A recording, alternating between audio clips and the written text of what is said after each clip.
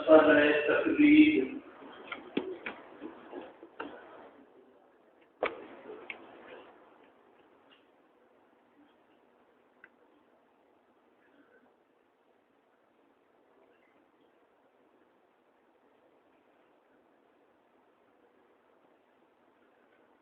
مسئلہ تقلید میں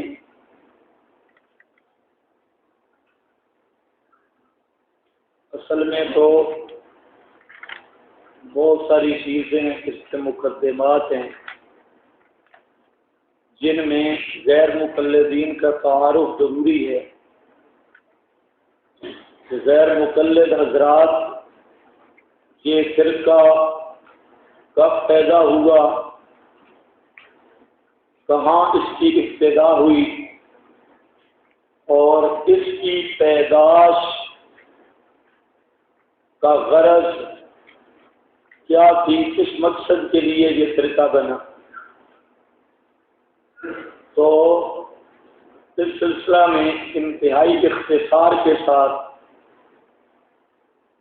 چند باتیں میں ذکر کرتا ہوں جو آپ کو لکھنی پڑیں گی، یہاں پر کاغذات میں نہیں ہے۔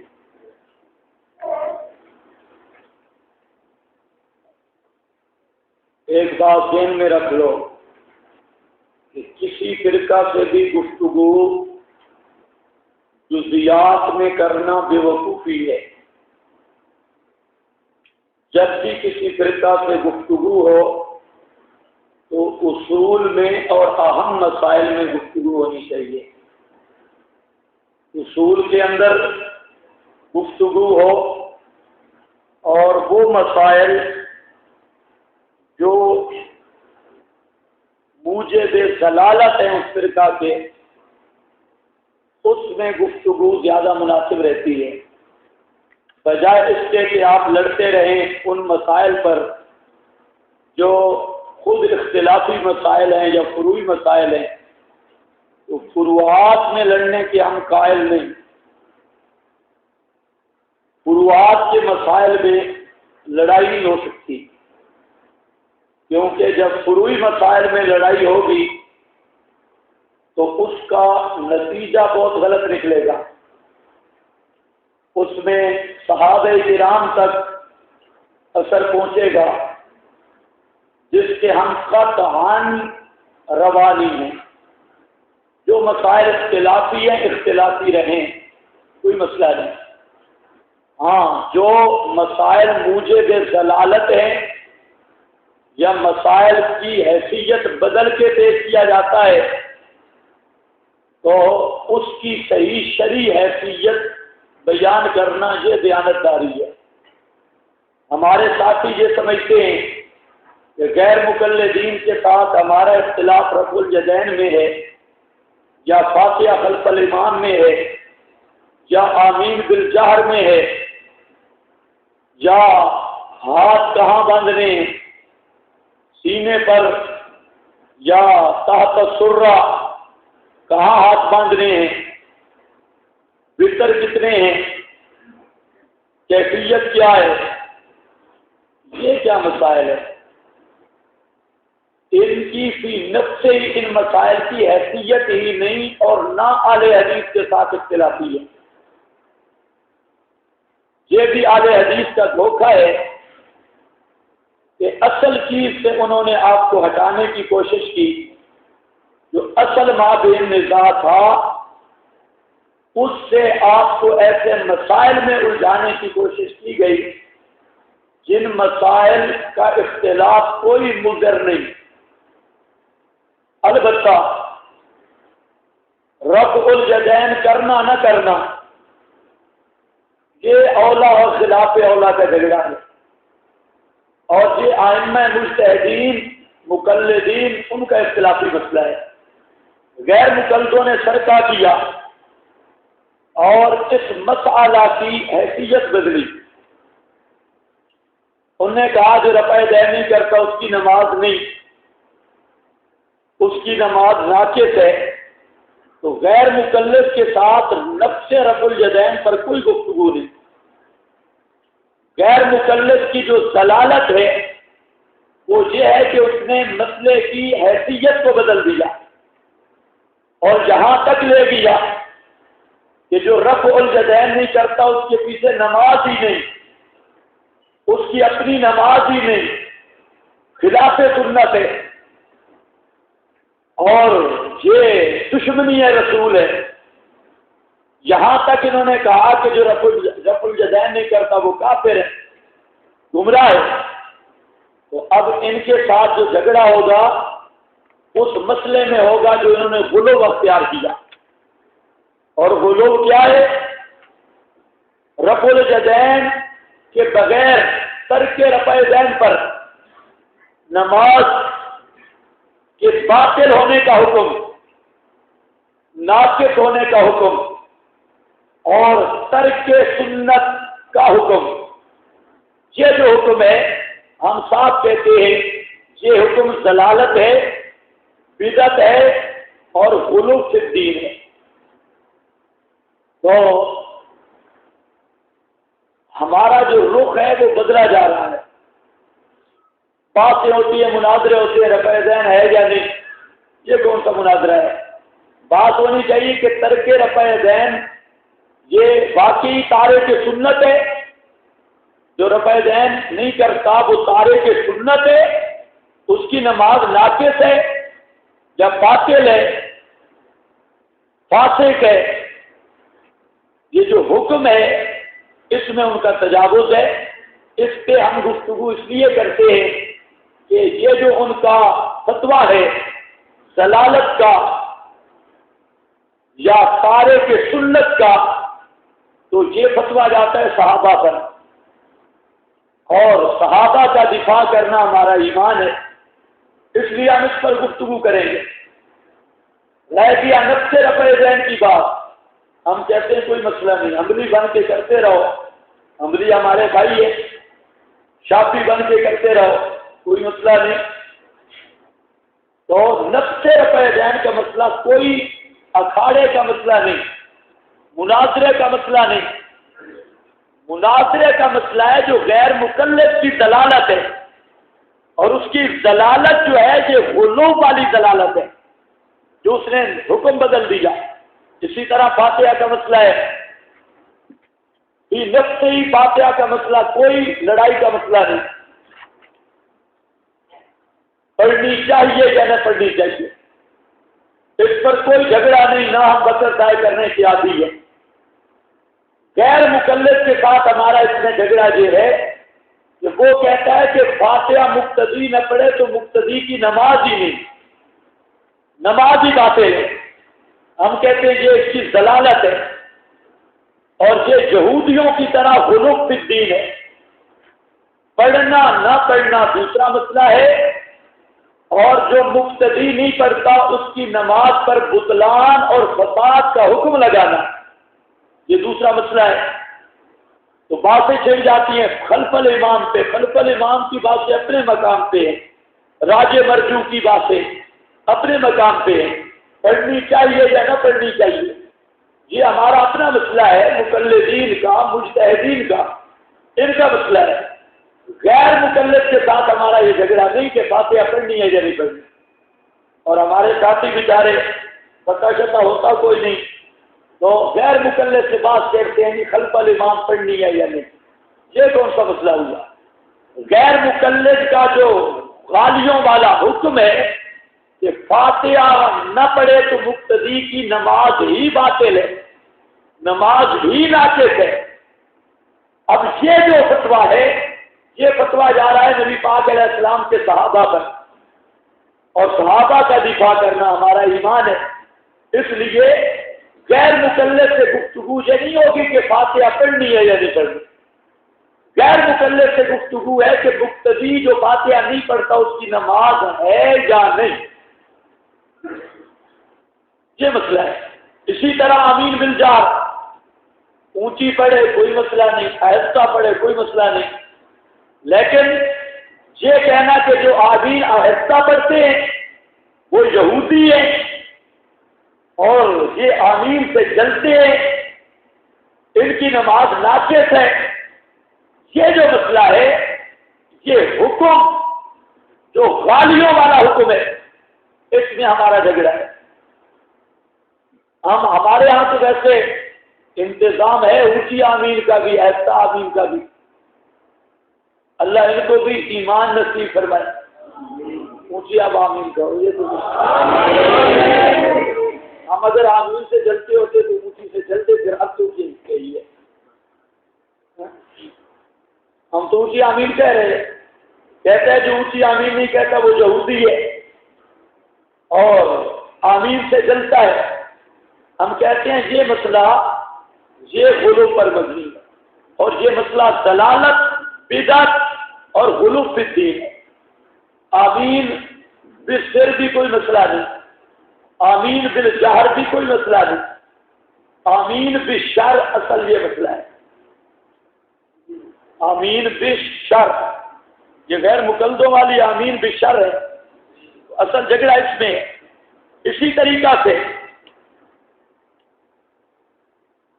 ان کے ساتھ جو موٹے موٹے مسائل ہیں وہ یہ ہیں، سب سے پہلا مسئلہ تقلید ہے۔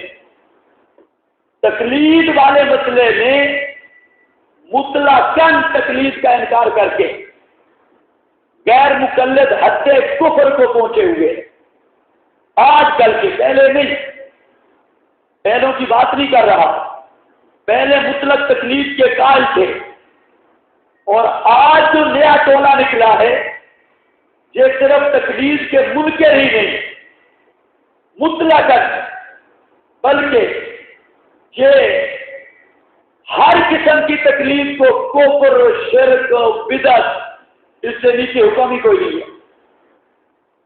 تو یہاں پر دو ظلم ہیں، ایک تو مطلقاً تقلید کا انکار، یہ نصوص کا انکار ہے۔ نمبر دو، مطلقاً تقلید کا انکار کر کے اس کو کفر قرار دے کے، بدعت قرار دے کر خود اس پر عامل بھی ہے، تقلید کرتے بھی ہیں۔ ایک چیز کو کفر کہتے ہیں اور پھر اس کا ارتکاب بھی خود غیر مقلد کرتے ہیں، تو ہمیں فتویٰ لگانے کی ضرورت ہی نہیں۔ شاہد علی انفسہم انہم کانوا کافرین، ایک چیز کو وہ خود کفر کہتے ہیں اور پھر اسی پہ عامل بھی ہے، تو ہمیں تو فتویٰ لگانے کی ضرورت نہیں ہے۔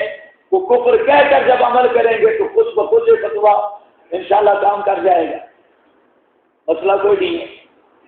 تو مسائل تو بہت ہیں، یہ فرقہ غیر مقلدین، یہ یاد رکھ لو، یہ انگریز دور 12ویں صدی، ملکہ وکٹوریہ کا زمانہ، اس کی پیداوار ہے۔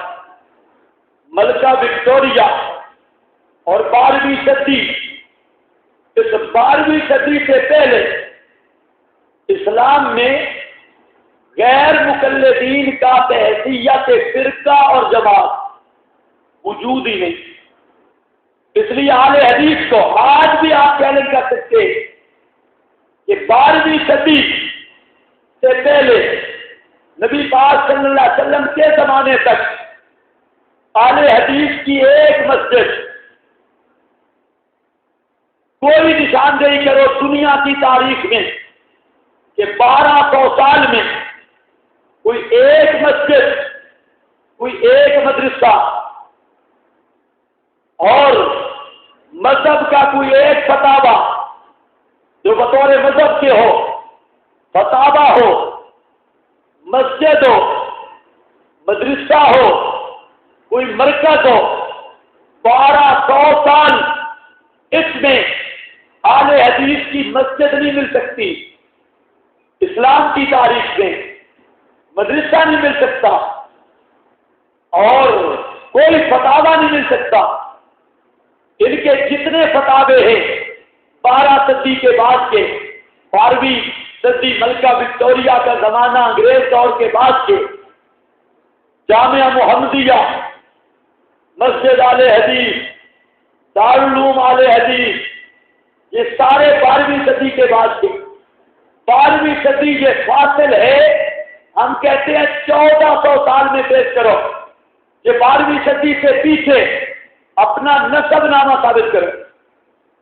کہ تمہارا کوئی مسجد، کوئی مدرسہ، کوئی فتاوا، کوئی مرکز پورے اسلامی تاریخ میں نہیں مل سکتا۔ اس کے بعد وہ خود اس کا اقرار کرتے، یہ چند حوالے نوٹ کر لو، اگر وقت ہوا تو پھر تعارف مکمل کریں گے، نہیں تو انہی پر پھر اکتفا کرنا۔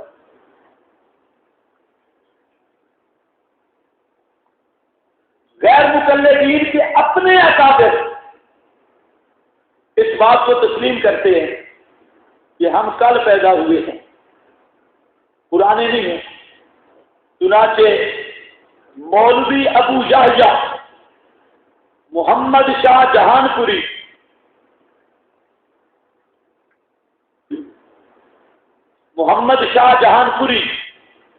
غیر مقلد لکھتے ہیں، یہ بھی غیر مقلد ہے۔ کچھ عرصہ سے ہندوستان میں ایک ایسے غیر مانوس مذہب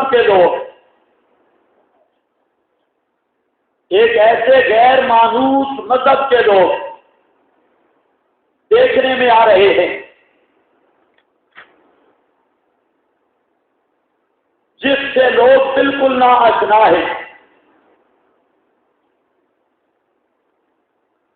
پچھلے زمانہ میں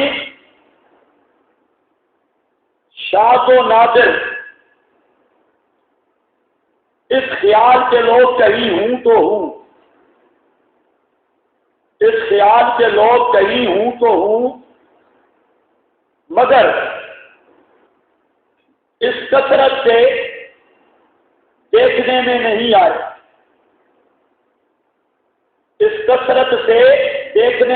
آئے، بلکہ ان کا نام ابھی تھوڑے ہی دنوں سے سنا ہے۔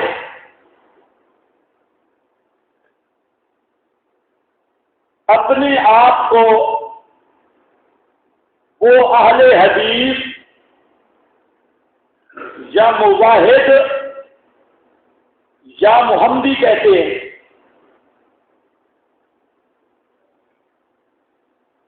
مگر مخالف فریق میں ان کا نام غیر مقلد یا لا مذہب لیا جاتا ہے، غیر مقلد یا لا مذہب لیا جاتا ہے۔ الارشاد الی سبیل الرشاد رسالہ ہے، الارشاد الی سبیل الرشاد، صفحہ 13۔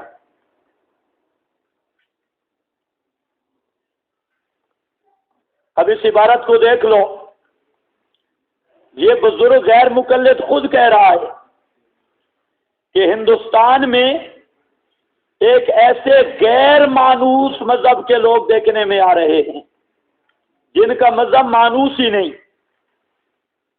اور جس سے لوگ بالکل ناآشنا ہیں۔ یہاں پر یہ نوٹ لگاؤ، پچھلے زمانہ، لکیر کھینچو، پچھلے زمانہ میں شاذ و نادر اس خیال کے لوگ کہیں ہوں تو ہوں، شاذ و نادر، کوئی قلیل کہیں ملے تو ملے، وہ بھی مشکل ہے۔ آگے ہمارا مقصد اس حوالے سے یہ ہے کہ غیر مقلد خود اس بات، دو باتوں کا اقرار کر رہا ہے کہ یہ غیر مقلدین والا مذہب یہ غیر مانوس مذہب ہے، اور اس قسم کے لوگ اب کثرت کے ساتھ آنے لگے ہیں۔ اس سے پہلے کوئی کہیں ٹاما کہیں کوئی مل جائے دور دراز تک، لیکن اس کا وجود نہیں، اور یہ اپنے آپ کو اہل حدیث یا مواحد یا محمدی کہتے ہیں۔ اسی طرح مولانا عبد الجبار غزنوی اہل حدیث لکھتے ہیں،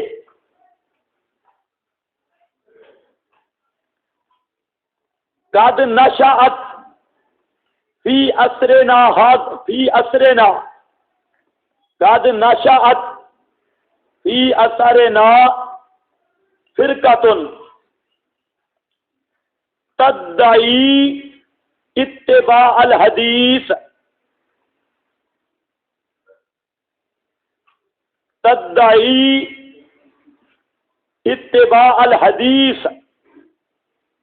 وہم بمعزل عنہ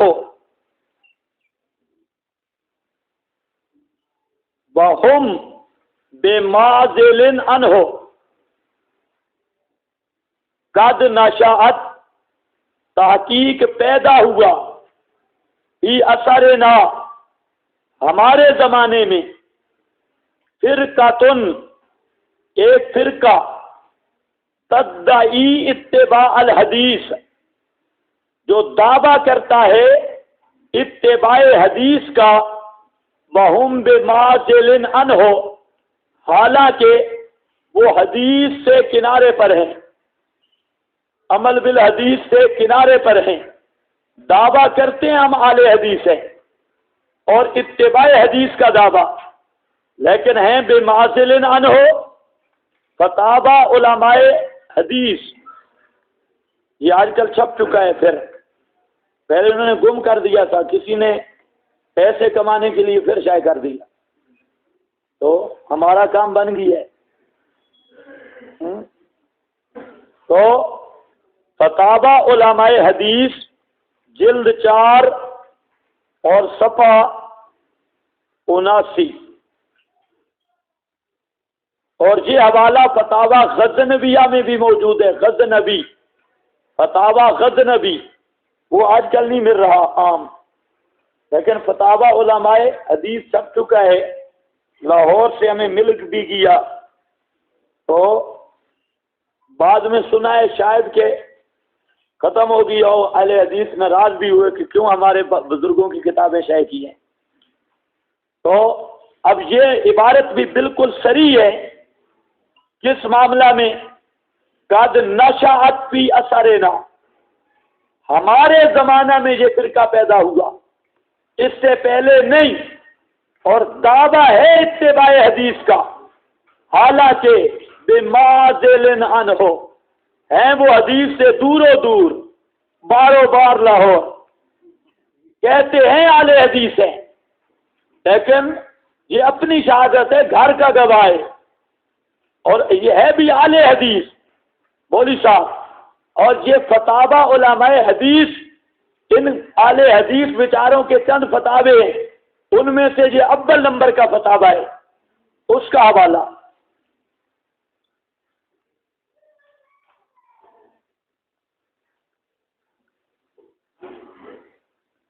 اسی کے ساتھ مولانا عبد الخالق صاحب، استاد سید نذیر حسین دہلوی، یہ سید صاحب جو ہے نذیر حسین دہلوی، یہ شیخ الکل فی الکل علی الکل بالکل، ان کو یہ کہتے ہیں شیخ الکل، شیخ الکل، تو ہم کہتے ہیں واقعی شیخ الکل علی الکل بالکل، بالکل نہیں کہنا، بالکل، ہاں با کو فی کے معنی میں کر لو، کوئی مسئلہ نہیں، لیکن فی کا لفظ نہیں بولنا۔ ہاں بھائی، اس کے استاد ہیں، فرماتے ہیں کہ بانی مبانی اس فرقہ نو احداث کا عبدالحق ہے، بانی مبانی اس فرقہ نو احداث کا، ماشاءاللہ، نو احداث، من احدث فی امرنا ھذا، نو احداث کا عبدالحق ہے، جو چند روز سے بنارس میں رہتا ہے، اور حضرت امیر المومنین، بریکٹ میں لکھ دو سید احمد شہید نے اسے حرکات ناشائستہ کے باعث اپنی جماعت سے نکال دیا، اور علماء حرمین معظمین نے اس کے قتل کا فتویٰ لکھا،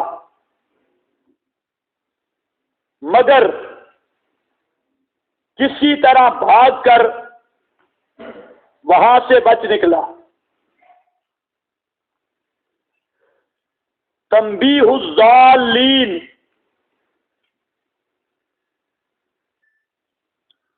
صفحہ 27۔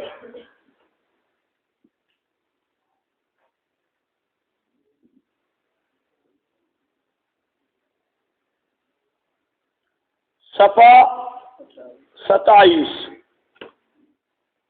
اس پر اور بھی حوالہ جات ہیں اسی مسئلہ پر۔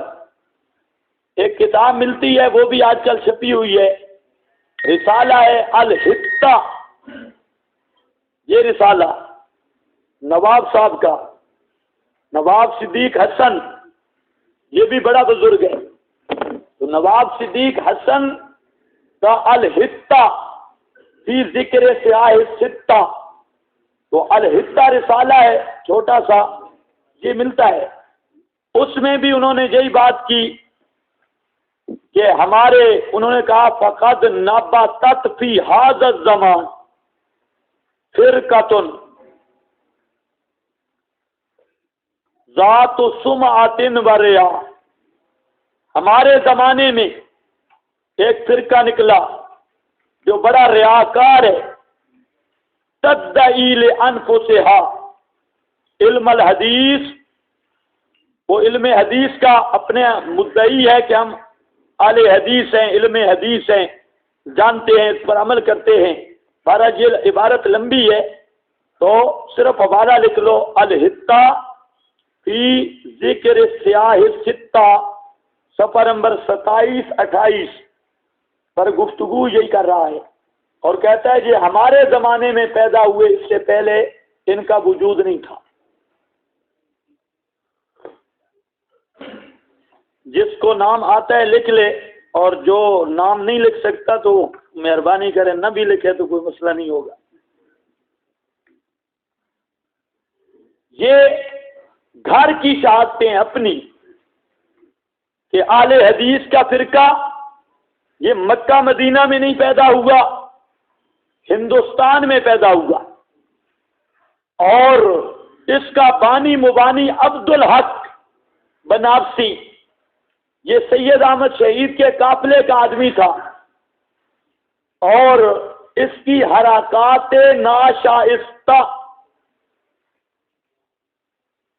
بزرگ نے تھوڑا ابہام رکھا ہے، کبھی کھول دیتا تو مسئلہ حل ہو جاتا۔ حرکات ناشائستہ، پتہ نہیں کیا عادت تھی اس کو، حرکات ناشائستہ، ایسے موقع پہ ابہام نہیں رکھنا چاہیے، کھولنا چاہیے۔ حرکات ناشائستہ کے باعث ان کو جماعت سے نکالا گیا، یہاں سے بھاگ کے حرم گیا، حرم میں اس کے قتل کا فتویٰ صادر ہوا، یہ واجب القتل ہے، اور وہاں سے بھاگ کر اس نے پہلا مدرسہ بنارس شہر میں بنایا، اور پہلا فتویٰ اس مدرسہ سے یہ جاری کیا کہ 20 تراویح پڑھنا بدعت ہے، 20 تراویح بدعت ہے، یہ فتویٰ وہاں سے نکلا۔ قلعہ میاں سنگھ کے ایک غیر مقلد عالم، وہ بھی اہل حدیث تھا، اس نے اس کی تردید لکھی، جنابی میرے پاس ہے وہ رسالہ، اس نے عبدالحق بنارسی کی صحیح پٹائی کی ہے، وہ بھی اہل حدیث، اور کہتا ہے تجھے شرم نہیں آئی، یہ دین کی خدمت کی ہے تو نے، 20 تراویح بدعت فلاں فلاں، بہرحال اس نے بڑا رگڑا دیا۔ تو یہ عبدالحق بنارسی پہلا آدمی ہے جو اس امت میں غیر مقلد اور اپنے آپ کو اہل حدیث کہلوایا۔ تو آپ کیا سمجھے، یہ حوالے میں نے اس لیے ان کے گھر کی شہادتیں ہیں، اپنی شہادتیں، اور باقی رہ گیا ہمیں تو کتاب اٹھانے کی ضرورت ہی نہیں، ہم کہتے ہیں کسی جماعت کی پہچان کی کچھ علامتیں ہوتی ہیں. تمہاری جماعت کچھ علامتیں آثار ذکر کرو. کیا آثار ہیں؟ کوئی مسجد، کوئی مدرسہ، کوئی تصنیف، کوئی مرکز، کوئی جماعت، کوئی تمہارے اعمال والے عمل، تمہارے فتووں والے فتوے، اور تمہاری فقہ جیسی فقہ. فقہ بھی بہت خوبصورت آ رہی ہے انشاءاللہ. فقہ حنفی پہ اعتراض کرتے ہیں، فقہ آتی ہے ان کی بھی. اپنی دبر میں اپنا ذکر داخل کیا، وضو نہیں ٹوٹے گا. ماشاءاللہ ماشاءاللہ. میں اس لیے کہہ رہا تھا نا کہ اس نے ابہام کر دیا حرکات ناشائستہ. اللہ جانے کیا حرکات تھی، اس کو کیا تکلیف تھی. یہ اعتراض کرتے ہیں فقہ حنفی کو، اور ان کی ساری کتابیں کوک شاستر سے بھی بڑھ کے ہیں. یہ انشاءاللہ میں مسائل لکھاؤں گا آپ کو. ابھی آ جاؤ مسئلہ تقلید پر، جو اہم مسئلہ ہے، اور اس مسئلہ کے کئی پہلو قابل گفتگو ہے. کئی پہلو. ایک آسان تقریر کر رہا ہوں، بالکل آسان، جو سارے سمجھ جائیں گے انشاءاللہ. اور بعد میں تھوڑی سی پھر دوسری لائن بھی اختیار کرتے ہیں. سب سے پہلی بات، تقلید کا ہمارے نزدیک مفہوم کیا ہے؟ ہم کہتے ہیں تقلید نام ہے اعتماد کا. تقلید نام کس کا ہے؟ اعتماد کا. ماہر شریعت پر اعتماد کر کے احکام. ابھی لکھنا نہیں، یہ باتیں آئیں گی. ابھی میری بات سمجھو، میں صرف تقریر کر رہا ہوں، کاغذوں سے ہٹ کے تقریر کر رہا ہوں. اس کے بعد یہ باتیں لکھی ہیں، آئیں گی. قلم شلم حرکت ختم ہو. ہم کہتے ہیں تقلید نام کس کا؟ اعتماد کا. ماہر شریعت پر اعتماد کر کے احکام شرعیہ پر عمل کرنا، اس کا نام تقلید ہے. یہ بات ذہن میں جما لو، اور انشاءاللہ ساری عبارتیں اسی پر منطبق ہوں گی. ہم جو تقلید کرتے ہیں، مقلد چونکہ ہم ہیں، ہم سے پوچھو تقلید کیا چیز ہے. ہم کہتے ہیں کہ ماہر شریعت پر اعتماد کر کے احکام شرعیہ پر عمل کرنا، یہ تقلید ہے. یہ کیا ہے؟ تقلید ہے. یا غیر رسول کی اتباع رسول میں مطلوب ہے، اسی کا نام تقلید ہے. غیر رسول کی اتباع رسول میں کرنا، ہم یہ تقلید کرتے ہیں. یہ تقلید ہے. لیکن شرط ہے کہ ماہر شریعت کی ہو، جاہل کی نہ ہو، اور اتباع رسول میں ہو، مخالفت رسول میں نہ ہو. یہ دو شرطیں ہیں. ہو بھی ماہر کی، جاہل کی نہیں، اور ہو بھی اتباع رسول میں، نہ کہ مخالفت رسول میں. جاہل کی اتباع کو ہم کہتے ہیں یہ تقلید ہے، لیکن تقلید مردود اور مذموم ہے. اور مخالفت رسول میں، کتاب اللہ کی مخالفت میں کسی امام بڑا ماہر اس کی تقلید کرنا، یہ کفر ہے، صریح کفر ہے. تو دو چیزیں ہیں، دو شرطیں ہیں تقلید کی. ایک تو ماہر شریعت کی اتباع ہوگی، جاہل کی نہیں، اناڑی کی نہیں. اور نمبر دو، اتباع رسول میں ہوگی. رسول پاک صلی اللہ علیہ وسلم کی مخالفت میں نہیں. یہ بات ذہن میں رکھ لیں. تو اب تقلید کا نام تھا، تقلید نام ہے اعتماد کا. اعتماد اگر صحیح ہو، ماہر شریعت پہ ہو اور اتباع رسول میں ہو تو اس کا نام ہے تقلید محمود. اور اگر ان میں ایک شرط بھی نہ پائی جائے یا دونوں نہ پائی جائیں اس کا نام کیا ہے؟ تقلید مذموم. تقلید مذموم. یہ یاد رکھ لو. خلاصہ یہ ہے، اصل وہ چیز آ رہی ہے لکھی ہوئی. اتنی بات ذہن میں رکھ لو، موٹی سی بات، کہ اتباع رسول میں ماہر شریعت پر اعتماد یہ تقلید محمود ہے، اور ہمارا دعویٰ ہے کتاب و سنت اور عمل صحابہ سے ثابت ہے. اور مخالفت رسول میں یا غیر ماہر کی اتباع کرنا یہ تقلید مذموم ہے.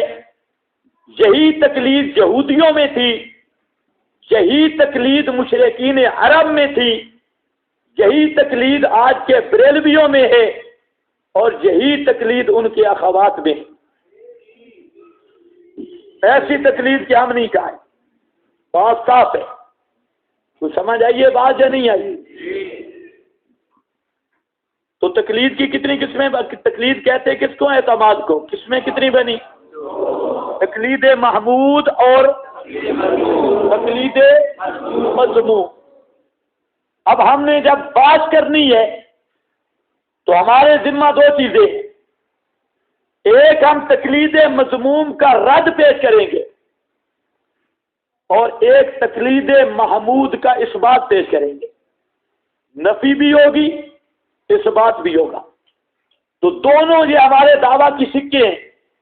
تقلید مذموم کا رد پیش کریں گے اور تقلید محمود کا اثبات کریں گے. اور ہمارا جو ساتھ دوسری شک ہے، غیر مقلد بھی تقلید کرتے ہیں، آپ سے پڑھ کے کرتے ہیں، ہم بھی تقلید کرتے ہیں، لیکن غیر مقلد وہ تقلید مذموم کرتا ہے، ہم تقلید محمود کرتے ہیں. سمجھ رہے ہیں میری بات؟ یہ ابھی انشاءاللہ چھپر میں اٹھاتا ہوں.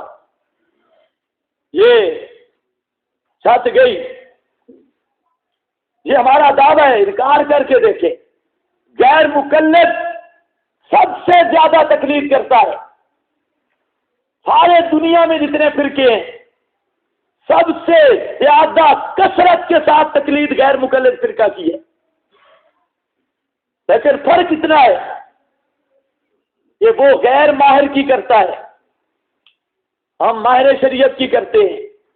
وہ جاہل کا مقلد ہے، ہم ماہر کے مقلد ہیں. صرف اتنا فرق ہے. تو آگے چلو. تقلید کی 3 قسمیں. یہ جو اعتماد کی بات کر رہا تھا، کتنی قسمیں؟ 3. تقلید فی روایت، تقلید فی تزکیہ،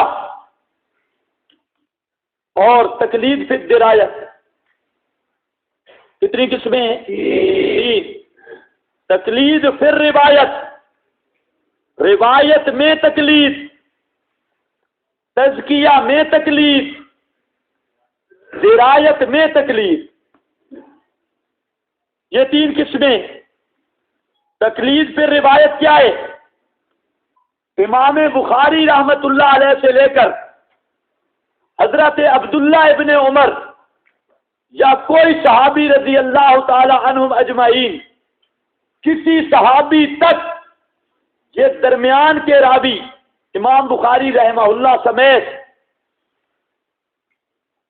امام بخاری سمیت صحابی تک کے یہ 4-5 راوی، حدثنا فلاں قال حدثنا فلاں وبہ قال حدثنا فلاں، یہ جو فلا فلا فلا فلا فلا فلا فلا فلا فلا یہ فلا چل رہے ہیں، اب ان کی روایت ہم نے لی، ان کی فقاہت نہ کتاب اللہ سے ثابت، نہ رسول پاک سے ثابت، نہ خدا سے ثابت، نہ حدیث سے ثابت، نہ قرآن سے ثابت۔ ہم نے امام بخاری کی روایت لی، اب امام بخاری سچا آدمی تھا، نہ خدا نے فرمایا نہ رسول نے فرمایا، تو کیا کیا ہے؟ اعتماد امتیوں کے اقوال پر اعتماد کیا، اعتماد ہے۔ تو اس تقلید کا نام کیا ہے؟ تقلید پھر روایہ، تقلید پھر روایہ، اور یہ وہ تقلید ہے، آپ نے گھبرانا نہیں، انشاءاللہ میں مخالف کیمپ سے بھی حوالہ دوں گا کہ یہ تقلید ہے، وہ بھی بولیں گے یہ تقلید ہے۔ یہ جتنی باتیں میں کر رہا ہوں یہ میری خود ساختہ نہیں، یہ ساری انہی کی کتابوں کے سے نکلی ہوئی ہے، اور اپنی کتابوں سے، ان کی کتابوں سے، اس ہر چیز کا جو حوالہ وہ موجود ہے، اپنی خود ساختہ کوئی بات نہیں ہوگی انشاءاللہ۔ اب ذرا بات سمجھو، یہ تقلید پھر روایہ ہے، روایت میں تقلید ہے، اور اس کے بغیر اہل حدیث غیر مکلف ایک حدیث نہیں پیش کر سکتے جب تک کہ 5 دفعہ تقلید نہ کر لے، 6 دفعہ تقلید نہ کر لے، 7 دفعہ تقلید نہ کر لے، تو تقلید ہے مطلقاً شرک۔ تو گویا اہل حدیث کے نزدیک ایک حدیث جب آدمی بیان کرتا ہے تو 5-6 دفعہ مشرک بننا پڑتا ہے۔ یہ سب راویوں پہ اعتماد ہے، امام بخاری کا استاد، اس کا استاد، اس کا استاد، اس کا استاد، ہاں صحابہ کی عدالت ہمارے ذمہ ہے، صحابہ سب عادل ہیں، لیکن صحابی کے نیچے امام بخاری تک ان کی عدالت کے ثابت ہے پیش کر نہیں، تو پھر اس کا نام کیا؟ تقلید پھر روایہ۔ نمبر 2، تقلید فی التزکیہ۔ تقلید فی التزکیہ کا مطلب یہ ہے کہ یہ روایت صحیح ہے یا ضعیف ہے یا موضوع ہے یا حسن ہے یا عزیز ہے یا غریب ہے یا معضل ہے یا الی آخر ہی جا۔ یہ جو روایات کی اقسام ہیں، اسماء الرجال میں نخبۃ الفکر جنہوں نے پڑھی ہے اصول حدیث میں، یہ جتنی روایت کی اقسام، ان کے احکام، راویوں کے درجات، یہ ثقہ ہے، ثبت ہے، صدوق ہے، متروک ہے، کذاب ہے، دجال ہے، ضعیف ہے، یہ جتنے راویوں کے اوصاف یا جرح تعدیل کی اصطلاحیں، ان کے احکام، اور اسی طرح اقسام حدیث، یہ سب ہیں تقلید فی التزکیہ۔ نہ قرآن میں ان کی بات ہے نہ حدیث رسول میں، کہ حدیث حسن کون سی ہوتی ہے، صحیح کون سی ہوتی ہے، حسن لعینی کون ہے، لغیری کیا ہے، حدیث غریب کیا ہے، حدیث عزیز کیا ہے، حدیث ضعیف کیا ہے، حدیث موضوع کیا ہے، اور راوی ثقہ کس کو کہتے ہیں، صدوق کس کو کہتے ہیں، اور امام کس کو کہتے ہیں، ثبت کس کو کہتے ہیں، یہ راویوں کے متعلق جتنی اصطلاحات ہیں، متروک کون ہوتا ہے، اور یہ جتنی اصول حدیث کی بات ہے، یہ ساری کی ساری اس کا نام ہے تقلید فی التزکیہ۔ اب اس میں بھی غیر مقلد بیچارے پھنسے ہیں، ہمیں اتنی ضرورت نہیں پڑتی، ہمیں تو پکا پکایا حلوہ مل گیا، اور خیر القرون کا ہمارا حلوہ چل رہا ہے فقہ والا، یہ فقہ حلوہ ہے، خیر القرون سے آ رہا ہے، تو ہمیں اتنی کتابیں دیکھنے کی ضرورت ہی نہیں پڑتی. اسماء الرجال کیا ہمارے امام نے بات کر دی ہیں 100 سنار کی 1 لوہار کی. کہتے ہیں سندے شندے بعد میں روایت پرکھنی ہو دیکھ لینا تمہارے پاس میزان کتاب اللہ موجود ہے. ہاں روایتیں شوایتیں سندے شندے راوی شاوی ساری باتیں بعد میں کریں گے. سب سے پہلے کتاب اللہ ہے. جو کتاب اللہ کی کسوٹی پہ چڑھ آئے سمجھو رسول اللہ کی بات ہے صلی اللہ علیہ وسلم. اور جو اس میزان پہ پوری نہ اترے سمجھو یہ رسول پاک صلی اللہ علیہ وسلم کی بات نہیں. تو ہمیں تو اتنا کوئی ضرورت نہیں پڑتی. ضرورت پڑتی ہے ان کو. اور ایک حدیث کے 5 راوی ہوں ان کے درجات کا انتخاب ہو, ثقاہت کا حدیث کے درجے کا انتخاب ہو, یہ اگر شمار کریں تو ایک حدیث کی تحقیق میں غیر مقلد کو کم از کم 8-10 دفعہ پھر تقلید کرنی پڑتی ہے. تقلید فی تزکیہ وہ بھی مجبور ہے.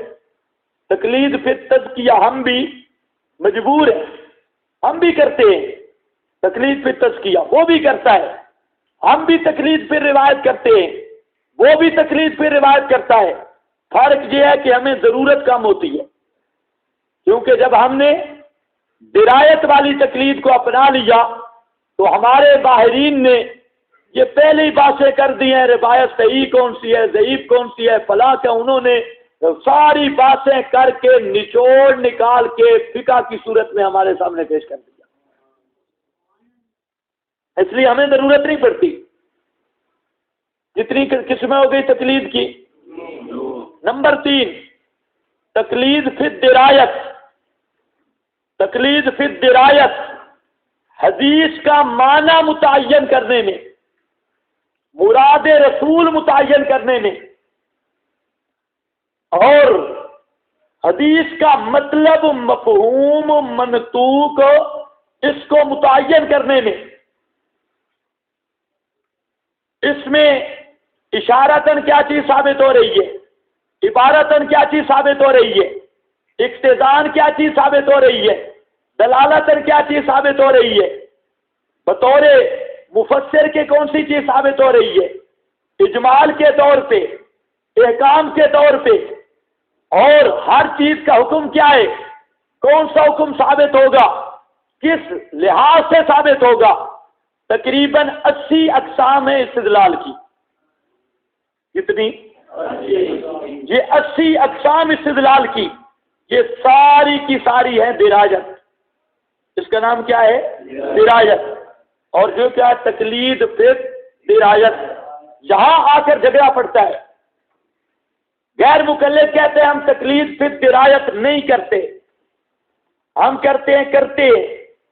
غیر مقلد کہتا ہے کہ ہم پچھلوں کی نہیں مانتے.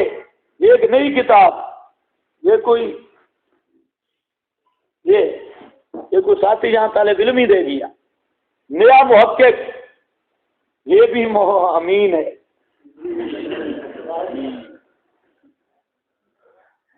یہ بھی بیچارہ امین ہے. ہاں اس کی کتاب میں حیران ہوں, اتنا جاہل ہے کہ گدھا بھی اتنا جاہل نہیں ہوتا. گدھا بھی اتنا جاہل نہیں جتنا یہ جاہل ہے. اپنے آپ کو کافر لکھ رہا ہے, اپنے سارے بزرگوں کو کافر لکھ رہا ہے, اور اکڑا ہوا بھی ہے. تو اب ذرا بات سمجھنی ہے, انشاءاللہ اس کو بھی سال ثواب کرتے ہیں. تو اب بات سمجھو. میں تو دعائیں کر رہا تھا یہ کتاب مجھے ملے. یہ تو بھلا اس طالب علم کے لیے دعا کرو جو یہ لے کے آیا. اب ذرا یہ بات ذہن میں رکھ لو کہ جھگڑا آ کے پڑتا ہے تقلید فی درایت پر. درایت سمجھ گئے؟ تقلید فی درایت پر جھگڑا ہے, صرف جھگڑا اس میں ہے. وہ کہتے ہیں ہم نہیں مانتے, ہم کہتے ہیں ہم مانتے ہیں.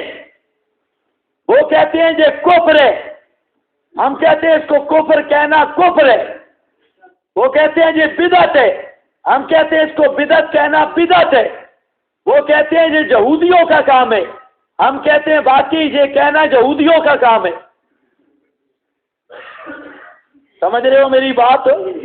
یہ فتویٰ لگانا کس کا کام ہے؟ باقی یہودیوں کا کام ہے. وہ کہتے ہیں یہ ہندوؤں سکھوں سے بھی مقلد بدتر ہے. ہم کہتے ہیں بالکل، لیکن وہ مقلد جو تقلید کو شرک بھی کہے اور پھر کرے بھی صحیح. بات ٹھیک ہے، مقلد ہندوؤں سے بھی بدتر، سکھوں سے بدتر، اور کوئی چیز آتی ہے اس سے بھی بدتر، لیکن کون سا؟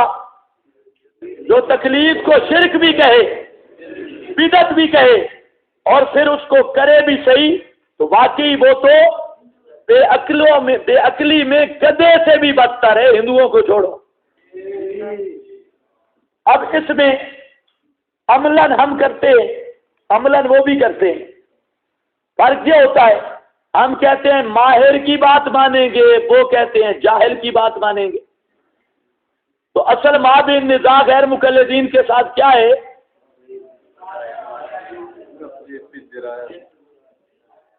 اور وہ بھی کس مسئلے میں؟ وہ کہتے ہیں ہر جاہل کی مانیں گے، ہم کہتے ہیں ماہر کی مانیں گے.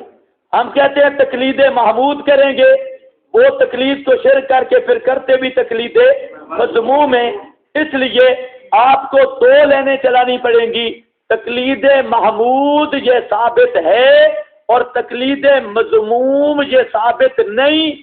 احناف، شوافی، مالکی اور حنبلی یہ تقلید محمود کرتے ہیں اور فرقہ غیر مقلدین وہ تقلید مذموم کرتا ہے. تقلید سے نہیں بچے. ورنہ ایک روایت میں پیش کر رہا ہوں بالکل آسان. انما الاعمال بالنیات، یہ بخاری کی پہلی حدیث ہے. اکثر مصنفین نے اسے شروع میں ذکر کیا. اب ہم کہتے ہیں اس کی درایت پہ گفتگو کرتے ہیں. انما الاعمال بالنیات، اس کا ترجمہ اعمال نیتوں کے ساتھ ہے. اعمال نیتوں کے ساتھ ہے، نیتوں کے ساتھ ہے. جوارے اعضاء کو حرکت دینے کی کوئی ضرورت نہیں. انما الاعمال بالنیات کا معنی اعمال نیتوں کے ساتھ ہے. نیت کر لو زکوٰۃ دینے کی ضرورت نہیں، کیونکہ جیب کے ساتھ تو نہیں نا، یا بٹوئے کے ساتھ بھی نہیں. اعمال کس کے ساتھ ہے؟ نیتوں کے ساتھ. نیت کر لو، یہاں بیٹھے بیٹھے نیت کر لو سارے رمضان کے ہم نے روزے رکھ لیے. انما الاعمال بالنیات، روزے ہو گئے. اعمال نیتوں کے ساتھ ہے، بھوکا رہنے کے ساتھ تو نہیں، پیاسا مرنے کے ساتھ تو نہیں. اعمال نیتوں کے ساتھ ہے. بس ابھی نیت کر لیتے ہیں ساری زندگی کی نمازیں ہم نے پڑھ لی، ٹھیک ہے، ہو گئی. کمرے میں سو کر نیت کر لو سبق میں شرکت ہوگی. انما الاعمال بالنیات. اور یہ پیش کر دو انما الاعمال بالنیات، اعمال نیتوں کے ساتھ ہیں. اب غیر مقلد کہے گا نہیں اس طرح نہیں مانا. ہم کہتے ہیں چلو تو کر دے، کیا مانا ہے؟ حدیث کا تو یہی مانا ہے. کہتے ہیں نہیں، اعمال کا دار و مدار نیت پر ہے. اعمال کا دار و مدار نیت پر ہے. ہم کہتے ہیں تو نے نکالا دار و مدار. یہ دار و مدار یہ کس لفظ کا ترجمہ کیا ہے؟ انما کا یا الاعمال کا یا بالنیات کا، کس لفظ کا معنی کیا ہے؟ اب مسئلہ بن گیا کہ اعمال کا دار و مدار نیت پر ہے. ہم پوچھتے ہیں دار و مدار کہاں سے نکالا مزاریو؟ یہ دار و مدار کہاں سے نکلا؟ یہ دار و مدار کہاں سے آیا؟ کہتے ہیں جی جار مجرور. ہم کہتے ہیں جار مجرور حدیث میں ہے، جار مجرور ہوتا ہے اور اس کا متعلق یہ ترکیب آئی ہے حدیث میں یا قرآن میں. کہاں سے لیا؟ جی اب جائیں گے بابا سیبوے کے دروازے پہ. اب ان سے پوچھو، کہتے ہیں کلمہ میں محمد رسول اللہ پڑھا ہے یا ابو حنیفہ رسول اللہ؟ ان سے پوچھو کلمہ میں محمد رسول اللہ پڑھا ہے یا فرا رسول اللہ، سیبوے رسول اللہ، کیا پڑھا ہے؟ اب تو گئے باب نادی کے پاس، اب بابا کہے گا کہ جہاں جار مجرور ہے اور اس کا متعلق نکالنا پڑے گا. ہم کہتے ہیں بچوں یہ تقلید ہو گئی نابیوں کی. ابھی مسئلہ پھر بھی حل نہیں ہوا، درایت باقی ہے. حدیث میں آ گیا انما الاعمال بالنیات، اعمال صحیح ہے نیتوں کے ساتھ، بالکل ٹھیک ہے. ایک آدمی غیر مقلد مولوی کے گھر پہ ڈاکہ ڈالتا ہے اور غیر مقلد کی ہر چیز لے آتا ہے. اب نیت اس کی یہ ہے کہ غیر مقلد کی جو زنانی ہے وہ طلباء کی روٹی پکائے گی، اور جو مال شال پیسے جیسے ہمیں ملے ہیں یہ انشاءاللہ ادھر ٹوٹیاں بنائیں گے. طالب علم بیچارے وضو پر مشکل ہوتی ہے اور ایک موٹر لگائیں. اب اس نیت کے ساتھ اس نے ڈاکہ مارا. اب کیا فرماتے ہیں علماء اہل حدیث؟ نیت اس کی اچھی تھی کہ نہیں؟ تو مطلب ہے پھر جائز ہوگا. ہاں ایک آدمی بدکاری کرتا ہے اس نیت کے ساتھ کرنا پڑے گا. اب پھر مسئلہ ہوگا غور فکر کیا بھئی یہ تو بہت ساری ایسی چیزیں ہیں جتنی بھی اچھی نیت ہو وہ تو ٹھیک نہیں ہے. تو اب یہ مسئلہ بن گیا کہ الاعمال کا الف لام یہ عہد کا بنا لیں گے اور یا علم معنی والوں کے پاس چلے جائیں گے، وہ ہمیں بتائیں گے کہ اعمال سے مراد ہیں الاعمال المشروعہ. اعمال سے ہر عمل مراد نہیں، وہ اعمال جو شریعت میں مشروع ہے وہ. لیکن مسئلہ پھر بھی حل نہیں ہوا. یہ علمہ ذرا اگر اس پہ بات کریں تو بہت لمبی ہو جائے گی، صرف میں مثال دینا چاہتا تھا. اب یہ پہلی حدیث ہے بخاری کی، درایت سمجھ آئیے کہ نہیں؟ حدیث کا معنی متعین کرنے کے لیے کبھی نابیوں کے پاس، کبھی علم معانی والوں کے پاس. اب الاعمال المشروعہ اس روایت کا معنی رسول پاک نے بھی نہیں کیا اور اللہ پاک نے بھی نہیں کیا. اب یہ کہاں سے آیا؟ علم معانی کی تقلید، نابیوں کی تقلید. تو اس کا نام ہے تقلید فی الدرایت. اس کا نام کیا ہے؟ تقلید فی الدرایت. اور اس پر بے شمار مثالیں ہیں حدیث میں. جو لوگ حدیث پڑھتے ہیں انہیں پتہ ہے، بشرطے کہ کسی جاننے والے سے پڑھے. اور جو اردو شروحات دے کر شیخ الحدیث آتا ہے اور پتہ اردو شروحات والوں کو بھی نہیں کہ ہم کیا لکھ رہے ہیں، تو حدیث کو حدیث سمجھ کے پڑھے تو پھر صحیح مزہ آتا ہے. بہرحال تو میں نے کیا عرض کیا کہ تقلید کی کتنی قسمیں؟ کون سی؟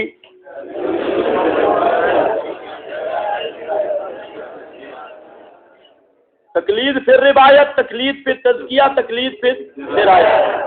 اور مابین نزاع کیا ہوا؟ تقلید پھر تزکیہ پہ وہ بھی مجبور، تقلید پھر روایت پہ وہ بھی مجبور. انہیں ضرورت زیادہ، ہمیں کم. ہمارا کام پہلے کا مٹیریل تیار ہے، انہیں زیادہ ہمیں کم. اور تقلید پھر درایت میں وہ منکر ہے. اسی درایت کا نام فقہ ہے. اسی درایت کا نام کیا ہے؟ فقہ ہے.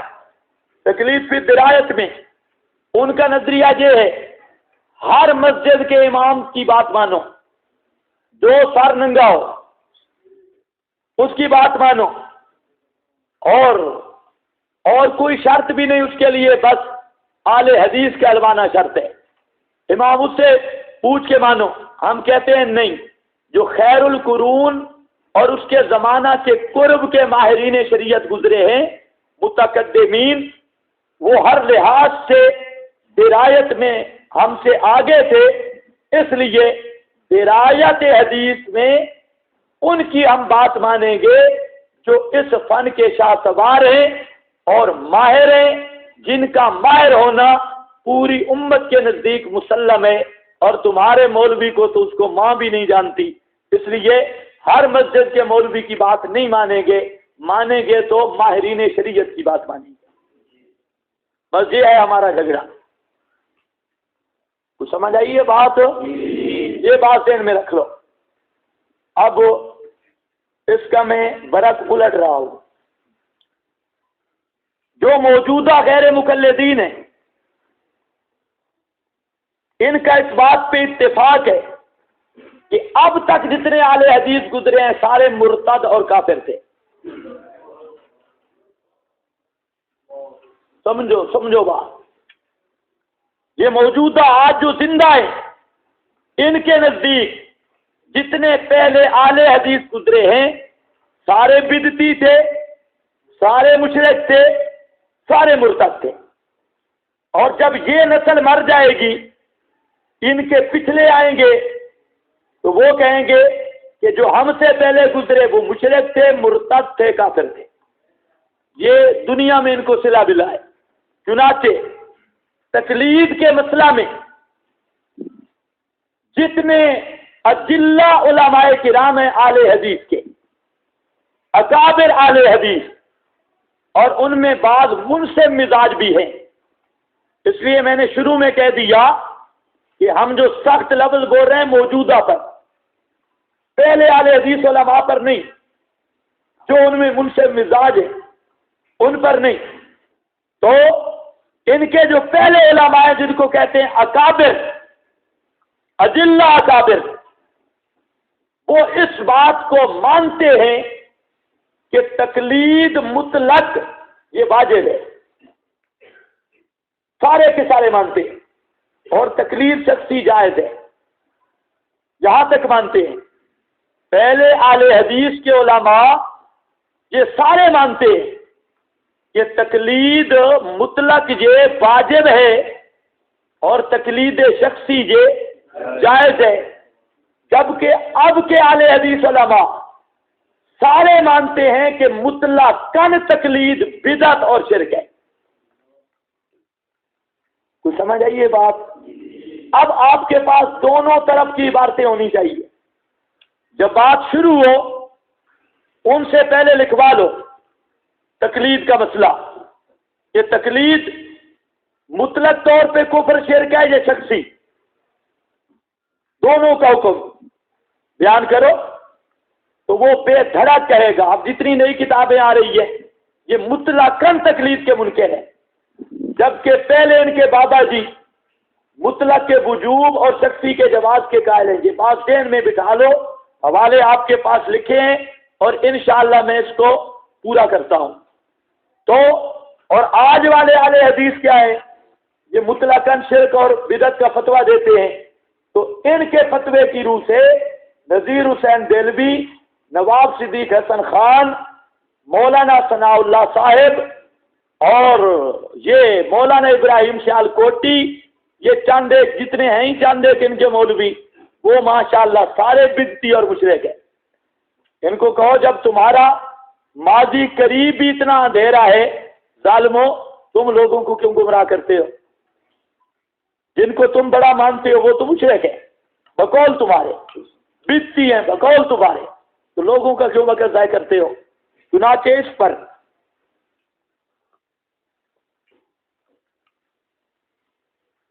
آپ کاغذوں کی طرف نہیں دیکھنا. جو باتیں میں عرض کر رہا ہوں اسی طرز پہ اس کو یاد کرنا ہے. کاغذ میں پڑھاتا ہوں بعد میں.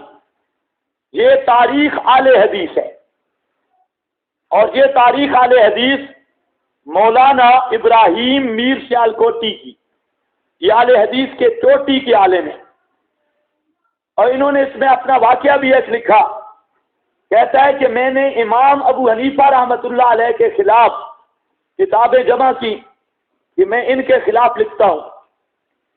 تو سارا مواد جمع کر کے دوپہر کا وقت تھا، میں نے شروع کیا امام صاحب کے خلاف لکھنا تو یک دم میری آنکھوں کے سامنے اندھیرا آ گیا اور بالکل مجھے جو محسوس ہوتا ہے کہ میری بینائی کسی نے چھین لی اور اندھا ہو گیا. دن تھا تو میرے ذہن میں فوراً خیال آیا کہ وہ حدیث میں آتا ہے من عاد لی ولیًا فقد آذنتہ بالحرب، جو میرے ولی سے لڑتا ہے تو میں اعلان جنگ کرتا ہوں. فوراً وہ حدیث میرے ذہن میں آئی. فرماتے ہیں کہ میں نے توبہ کی تو اسی وقت روشنی ہوگی. اور آگے اس نے خود لکھا ہے کہ میں اپنے اہل حدیث بھائیوں کو نصیحت کرتا ہوں جو مرضی آئے کرتے رہو، امام صاحب کے خلاف بکواس نہ کرنا، باقی جو مرضی آئے کرتے رہو. تو یہ اس میں انہوں نے بات کی ہے، اور ان کی بات جو ہے وہ اچھی اور انصاف پسندوں والی بات ہے. یہ صفحہ نمبر اس کا 146 ہے. 146 غالباً ہو سکتا ہے یہ عبارت آپ کے کاغذوں میں بھی ہو.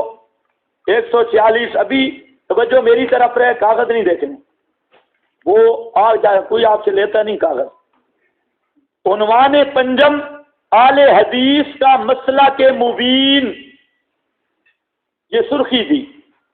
اہل حدیث کا مسئلہ کے مبین کہتے ہیں کیا ہمارے حنفی بھائی ہم اہل حدیثوں کے متعلق یہ خیال رکھتے ہیں کہ ہم تقلید سے مطلقاً انکار کرتے ہیں اور عوام کو تعلیم کرتے ہیں کہ وہ باوجود رسول اللہ صلی اللہ علیہ وسلم کی حدیث یا اقوال صحابہ نہ ملنے کے اور خود بھی کتب متداولہ مشہورہ میں علمی قابلیت نہ رکھنے کے اقوال ائمہ کو معاذ اللہ ٹھکرا دیا کریں اور مادر پدر آزاد ہو کر جو چاہیں سو کیا کرے؟ سمجھے ہو؟ کہتے ہیں کیا ہمارے حنفی بھائی یہ سمجھتے ہیں کہ ہم تقلید کا مطلقاً انکار کرتے ہیں؟ یہ بات نہیں ہے. ہم عوام کو مادر پدر آزاد نہیں بناتے. یہ جملہ سونے کے پانی کے ساتھ لکھنے کے قابل ہے. یہ غیر مقلد کا ترجمہ کر رہا ہے. غیر مقلد جو مطلقاً تقلید کا منکر ہو وہ ہوتا ہے مادر پدر آزاد. مادر پدر آزاد. مادر کس کو کہتے ہیں اور پدر؟ مادر پدر آزاد کا معنی جو گلی سے ملے،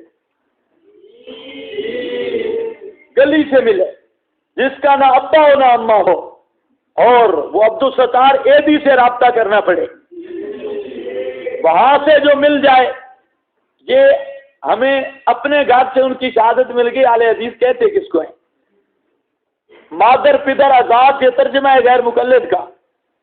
اور سمجھ گئے ہو نا، ہوٹلوں کے ارد گرد پائی جانے والی مخلوق مادر پدر آزاد ہو کر جو چاہیں سو کیا کریں. اگر ان کا یہی خیال ہے تو ہم صاف الفاظ میں اعلان کرتے ہیں کہ انہوں نے ہمارا مسلک سمجھنے میں تحقیق سے کام نہیں لیا. عنوانات سابقہ میں جو کچھ بیان کیا گیا وہ زیادہ تر حنفی متباہر علماء کی تحریرات سے نقل کیا گیا ہے. اگر آپ ان کے مطابق عمل پیرا ہوں تو ہمارا بھی اس پر ساتھ سمجھیں تاکہ روزمرہ کے نظام مٹ جائے اور ہم ہر دو فریق خوشی سے کہیں کون کہتا ہے کہ ہم تم میں جدائی ہوگی؟ یہ ہوائی کسی دشمن نے اڑائی ہوگی. ہمارے بے نظا اور بے نظیر پیشوا، ہمارے بے نظا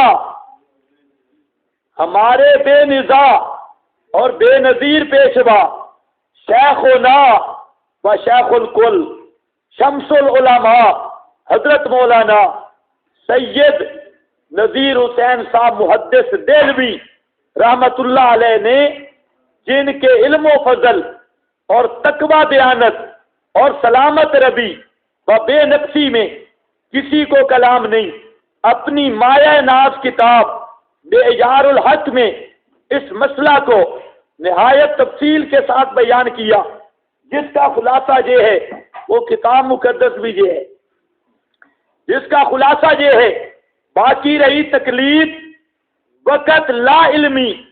سو یہ 4 قسم ہے. وقت لا علمی کے تقلید کتنی قسم ہے؟ 4 قسم ہے. قسم اول واجب ہے. تقلید کی قسم اول ہو، تقلید کی قسم اول ہو.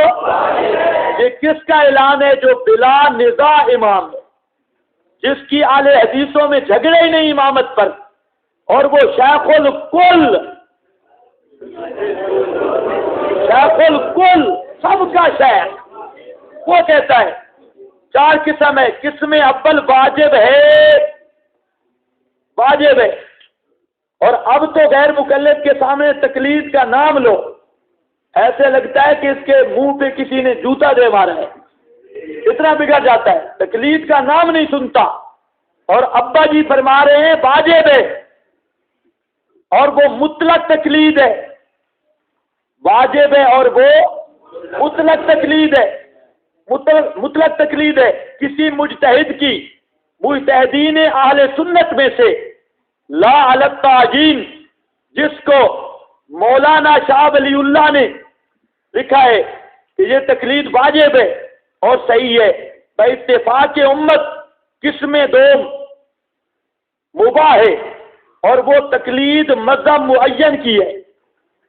دوسری قسم مباح ہے شخصی مذہب معین کی، کوئی حنفی ہو، شافعی ہو، حنبلی ہو، مالکی ہو، تو یہ کیا ہے؟ مباح. یہ کیا ہے؟ یہ مباح سمجھتے ہو نا؟ یہ مباح ہے بشرطے کہ مقلد اس تعجین کو امر شرعی نہ سمجھے. بالکل ٹھیک. قسم ثالث حرام و بدعت ہے، اور وہ تقلید بطور تعجین بضام وجوب کے برخلاف قسم ثانی کے قسم رابع شرک ہے. اور وہ ایسی تقلید ہے کہ وقت لا علمی کے مقلد نے ایک مجتہد کی اتباع کی، پھر اس کو حدیث صحیح، غیر منسوخ، غیر معارض، مخالف مذہب اس مجتہد کے معلوم ہو گئی، تو اب وہ مقلد بدستاویز ان عذرات کے جن سے سابقاً بخوبی جواب دیا گیا، یا تو حدیث کو قبول ہی نہیں کرتا، یا اس میں بدون سبب کے تعبیل تحریف کر کے اس حدیث کو طرف قول امام کے لے جاتا ہے، غرض دے کے وہ مقلد مذہب اپنے امام کا نہیں چھوڑتا، مذہب اپنا امام کا نہیں چھوڑتا. یہ اصل عبارت ہے اس کتاب کی.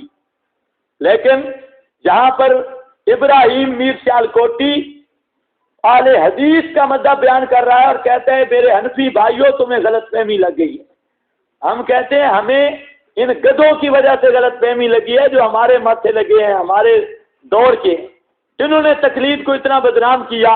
تو ہم نے یہی سمجھا کہ اہل حدیث یہ مذہب میں تقلید نہیں. تو بہرحال اس عبارت سے آپ نے کیا سمجھا کہ غیر مقلد کا ترجمہ مادر پدر آزاد. نمبر 2، اہل حدیث کا اصل مذہب ایک قسم کی تقلید واجب ہے اور وہ مطلق تقلید ہے، اور دوسری قسم کی تقلید مباح ہے، وہ تقلید شخصی ہے. اس کی شرط بیان کرتے ہیں کہ اس کو شرعی حکم نہ سمجھے، واجب نہ سمجھے. چلو شرط دیکھ لیں گے، لیکن ہے کیا تقلید مباح. اب یہ عبارت جو ہے یہ معیار حق میں اسی طرح موجود ہے. حوالے 2 ہو گئے. اہل حدیث پورے کا مذہب یہ بیان کر رہا ہے، اور یہ معیار الحق کتاب یہ بھی پورے احادیث کے مذہب کی ترجمانی ہے.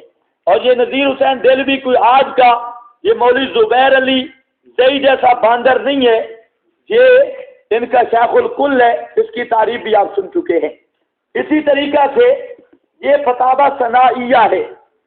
شیخ الاسلام حضرت مولانا ابو الوفا ثناء اللہ کو سمجھ آئی. یہ اہل حدیث کے بہت بڑے عالم ہیں اور واقعتاً عالم ہیں. یہ نہیں ہے کہ عالم نہیں، لیکن یہ آدمی مولانا ثناء اللہ صاحب اس کی خدمات بھی ہیں. مرزا قادیانی کے ساتھ اس کے مناظرے بھی مشہور ہیں، مرزا قادیانی کے ساتھ. اور مرزائیت کے خلاف اس نے اچھا کام کیا. جو بس مخالف میں بھی ہو تو ہم مانتے ہیں، ہاں جو کام کرے تو ہم یہ نہیں کہتے، ہاں جو کام نہ کرے اور بڑا کام والا بنے تو ہم نہیں مانتے.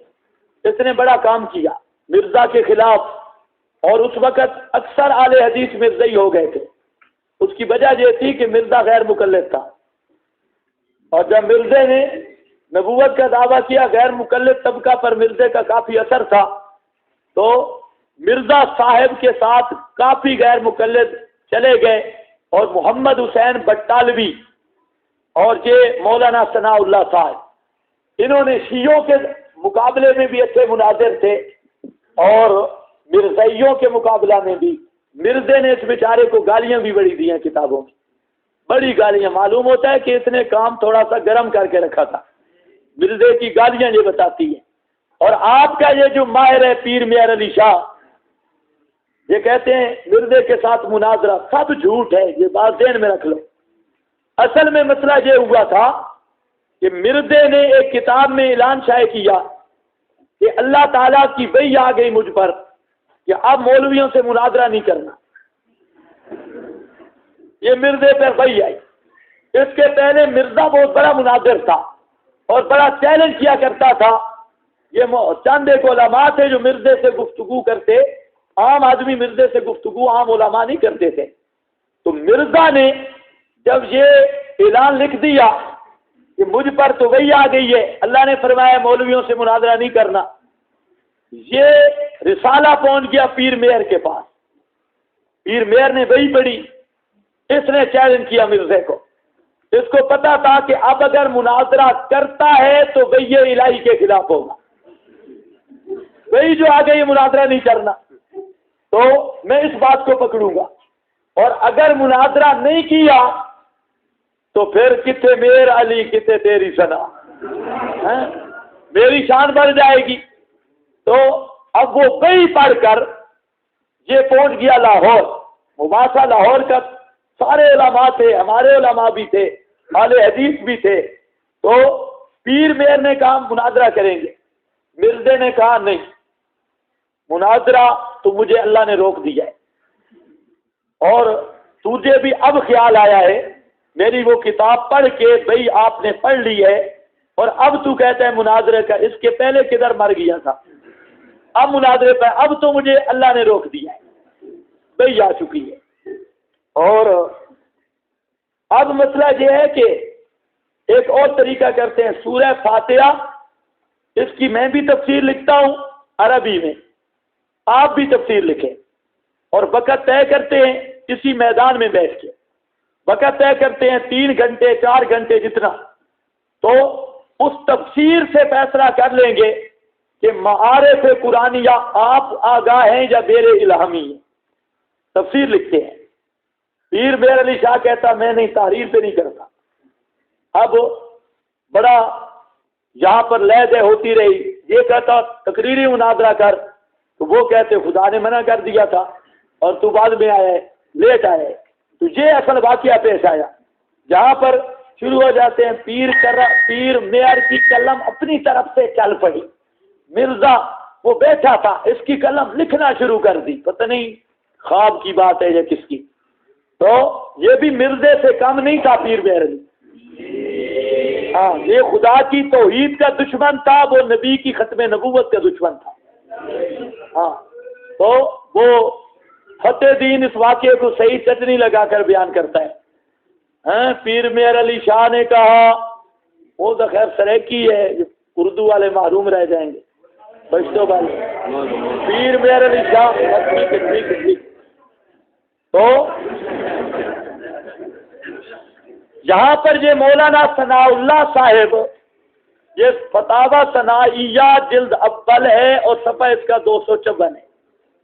عبارت سمجھ لو، پوری توجہ سے بیٹھو، اور میں آج تھوڑا سا یہ دیکھ بھی رہا ہوں کہ مسائل بہت سارے بغیر کاغذوں کے چلنے ہیں، یہ کس حد تک ہم کامیاب ہوتے ہیں، اس کا ذرا ہو جائے نا، مشاہدہ بھی ہو جائے۔ تو اب ذرا خیال کرو، اور عبارت آ رہی فتاوی ثنائیہ کی، فرماتے ہیں کہ تقلید کے معنی یہ ہیں کہ کسی شخص کو معتبر سمجھ کر، میں نے لفظ کیا بولا تھا، اعتماد کا، معتمد اور معتبر میں کوئی فرق ہے؟ معتمد اور معتبر میں کوئی فرق نہیں، اور یہ خود مولانا ثناء اللہ صاحب کہتے ہیں، معتبر سمجھ کر اس کے فعل بقول کی پیروی بغیر طلب دلیل کے کی جائے، بغیر طلب دلیل کے کی جائے، اس تعریف کے بعد تقلید کی تقسیم، تقلید مطلق یہ ہے کہ بغیر تعیین کسی عالم سے مسئلہ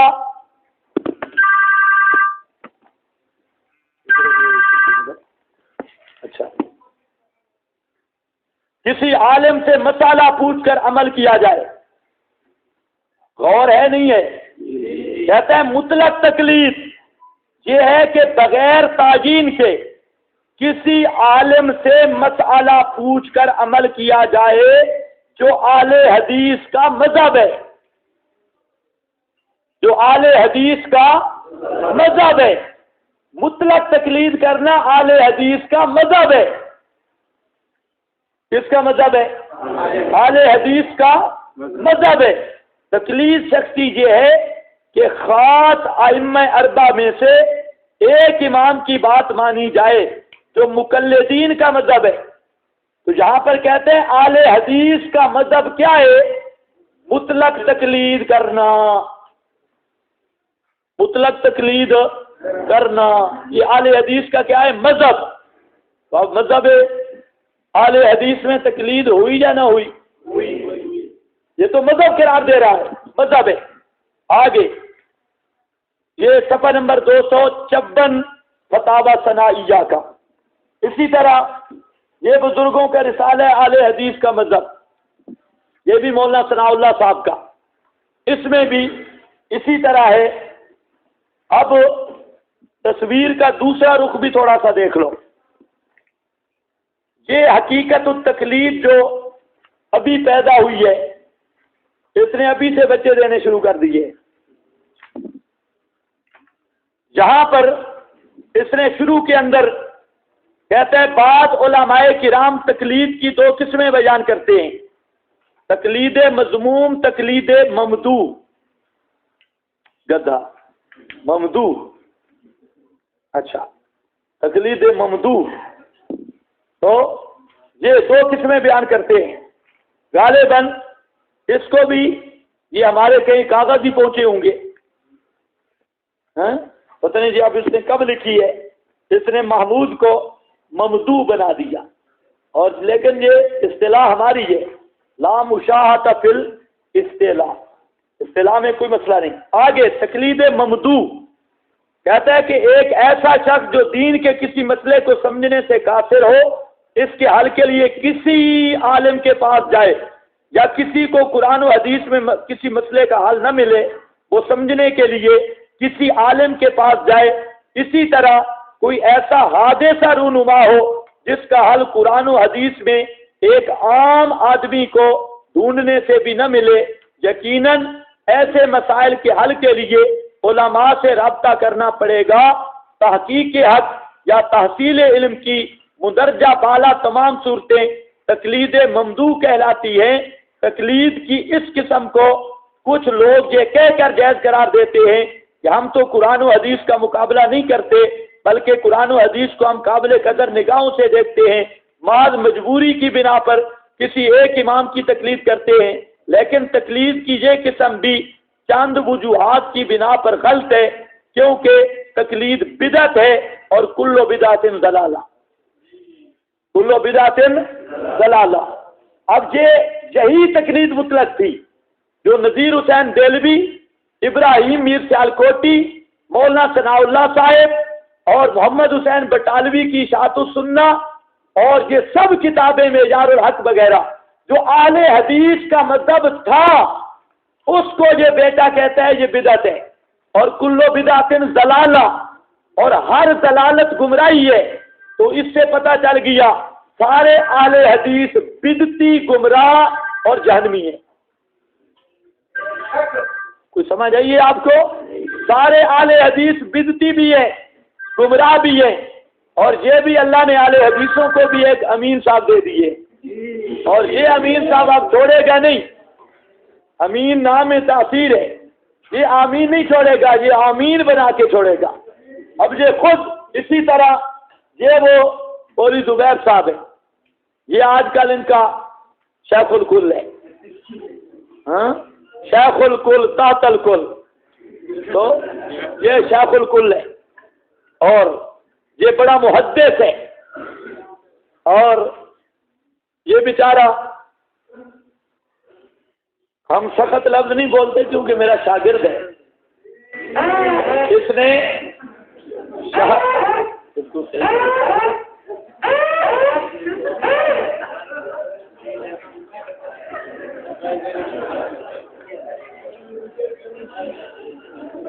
لوگ سپیکر غیر مکلف تو نہیں ہے،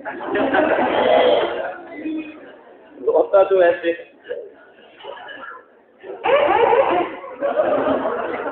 بس وہی بات کیا کرتے حقوق ہو، بات ہوتی ہے، بات کو کھچ بنا لیتے۔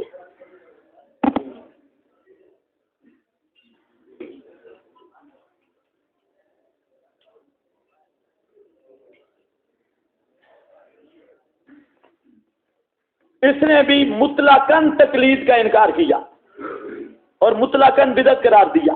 اسی طرح یہ عبداللہ بہاولپوری آل حدیث، اس نے بھی مطلقاً انکار کیا اور بدعت شرک کا فتویٰ دیا، اور عام یہ تقریروں میں تقلید کو بدعت، لعنت، یہودیت، ہندو مت اور اس سے بھی اوپر تعبیر کرتے ہیں۔ لیکن ہمارا مطلب یہ ہے کہ یہ جو اصاغر آل حدیث ہیں، نئے پیدا ہونے والے، ان کے نزدیک اب بات اس پہ ہو کہ ہمارا یہ دعویٰ ہے کہ آل حدیث کے پچھلے سارے علماء یہ نئے آل حدیث کے نزدیک بدعت تھے اور بدعتی تھے، گمراہ تھے، مشرک تھے، اور ان آل حدیث علماء میں سے ایک بھی مسلمان نہیں گزرے۔ جب اب تک نہیں گزرے، سارے گمراہ تھے۔ وہ کہتے ہیں تقلید واجب ہے، تقلید شخصی مباح ہے، بیٹا کہتا ہے کفر ہے، شرک ہے۔ یہ فتویٰ براہ راست ان کے فتاویٰ کی روشنی میں غیر مقلدین علماء ماشاءاللہ سارے جہنم رسید ہو گئے۔ اب یہاں تھوڑی سی بات میں نے کر دی، انشاءاللہ اسی بات کو آگے چلائیں گے۔ تو ٹائم کیا ہو گیا؟ سوا 5۔ وآخر دعوانا الحمدللہ۔